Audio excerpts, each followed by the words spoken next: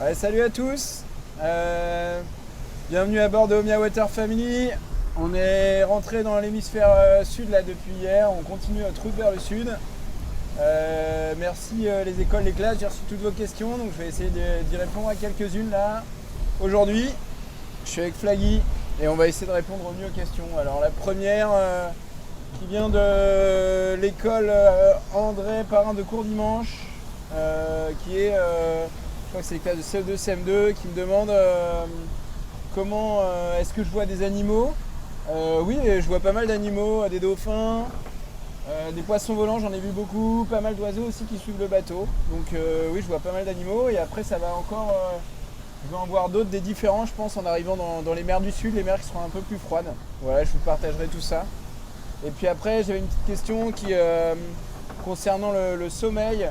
Le sommeil, nous on dort pas forcément la nuit, on dort aussi la journée.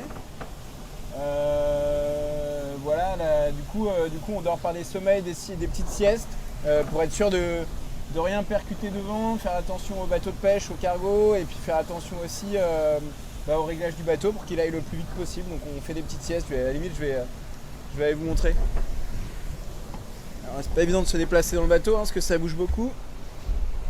Hop. Tac.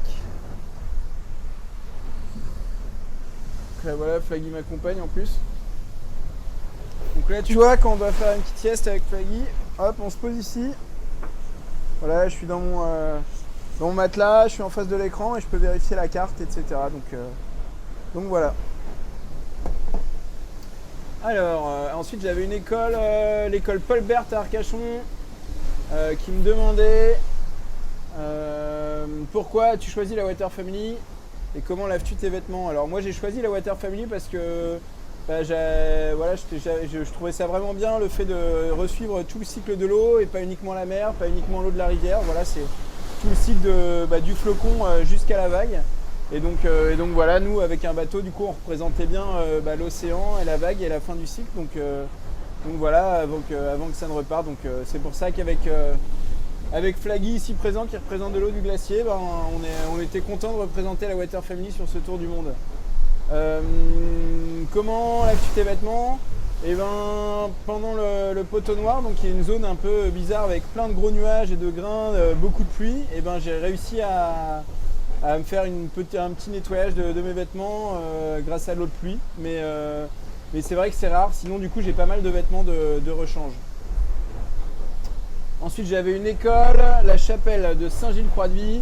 Est-ce que tu as déjà eu peur de faire cette course? Alors non, je dirais pas que j'ai eu peur, je dirais que j'ai eu pas mal de moments de doute pour faire cette course parce que voilà, c'est pas évident de tout mettre en place pour être au départ et puis après il faut être motivé pour pouvoir la finir également. Donc je dirais plutôt que j'ai eu envie de faire cette course, donc pas vraiment eu peur, mais forcément il y a eu pas mal de moments de doute pour y arriver quoi. Voilà. Et puis après j'avais un petit défi à vous poser à la maison là ce week-end.